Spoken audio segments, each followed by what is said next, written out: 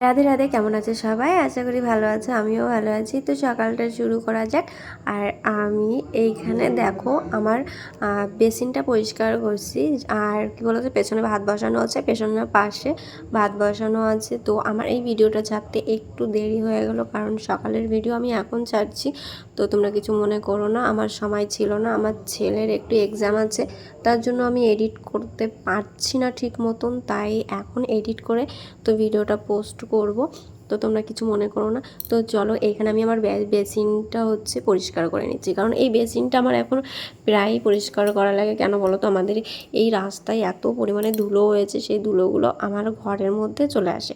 কারণ এই পাশের দরজাটা খোলা থাকে, বাবাকে এতবার বলে যে এই দরজাটা খুলবে না, কিন্তু কে কার কথা শোনে, এই দরজাটা খুলেই রাখে। আর বারবার এই দরজা যদি খোলা থাকে, এত পরিমাণে ধুলো পুরো বাড়িটা, বাড়িটা না, ঘরটা পুরো ছেয়ে যায়, জানো না। তারপরে দেখো, আমি সিদ্ধ ভাত করেছি, সেই সিদ্ধ ভাতগুলো আমি নামিয়ে এখন আমি সিদ্ধগুলো মাখবো। কেন বলো তো, সিদ্ধ ভাত যদি গরম গরম খাওয়া হয় বেশ ভালোই লাগে। আরও শীতের সময় রোদ্রে বসে সিদ্ধ ভাত খাওয়ার মজাটাই অন্যরকম। আর এখন তো আমি অতটা সিদ্ধ ভাত খেতে পারি না টাইম মতন, মানে তোমরা জানো আমি কাজ করার আগে ভাত খাই না, কাজ করেই ভাত খাই, এটা আমার বদ অভ্যাস একটা। বাবা এনেছে মাংস, আর সেইগুলোকে কেটে তারপরে এসেছি জামা কাপড় ধুয়ে ছাদে। এই যে ছাদে চলে এসেছি, দেখো।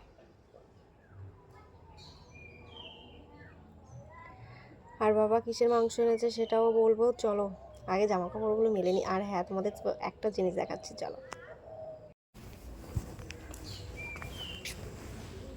এই দেখো, আমাদের এইখান দিয়ে মাটি ফেলেছে, আমাদের এখানে রাস্তা হবে, আর এখান দিয়ে মাটি ফেলেছে। এই যে এই মাটি ধুয়ে দিয়ে সব যাবে পুকুরের মধ্যেই, যদি রাস্তা ঠিক মতন না হয়। পুকুরের জল অনেক শুকিয়ে গেছে, দেখো অনেক জল শুকিয়ে গেছে পুকুরের, কারণ এখন টানের সময় এসছে না, তার জন্য। তো চলো জামা কাপড়গুলো আগে মেলে নিই, তারপরে কথা বলছি। এই যে এক বালতি জামা কাপড় এনেছি, চলো মেলে নিই।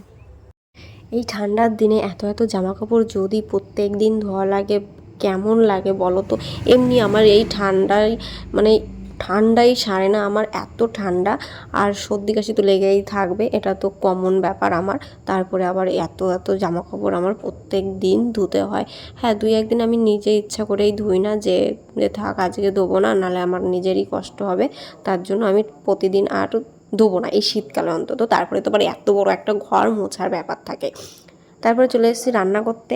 আর রান্নায় আজকে কি আছে বলো তো। আজকে মাছ দিয়ে তরকারি করব। কি মাছ, রুই মাছ, আর শালগমের তরকারি, আর চিকেন এনেছে। চিকেনটা মা বাইরে বসে রান্না করছে। তো তারপরে বিকালবেলা দেখো, আমার ছেলে সেই সকালবেলা পড়তে গেছে, আর এখন বাড়িতে ফিরছে। কোথায় গেছিলো বলো তো? ওর পিসি বাড়িতে গেছিলো। সেই সকালবেলা টিউশনি পড়তে গেছে, সেই টিউশনি পড়া থেকে ও আবার গেছে ওর পিসি বাড়িতে।